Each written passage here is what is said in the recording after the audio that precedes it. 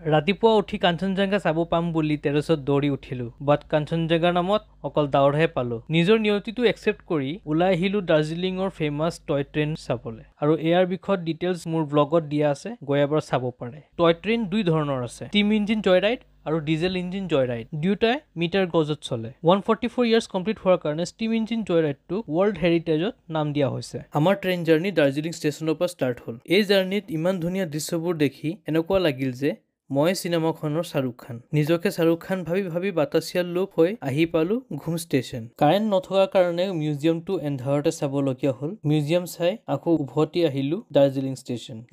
ষ্টেচনৰ পৰা আমি আহি গলো ঘুম মনেষ্ট্ৰী মানিলো যে টাইগাৰ হিল টপৰ পৰা ছানৰাইজ চাব নাপালো বাট টাইগাৰ হিলটো চাব পাৰো বাট কাঞ্চনজংঘা আৰু দেখা নোপোৱাৰ কাৰণে নিজকে কলো কি যে কপাল আজি গল 4টা আৰু বহুত ভোক লাগিল তাত যদি গাহৰি ভাত পোৱা যায় ভাগ্য বেয়া বুলিও ক'ব নোৱাৰি See you in the next episode.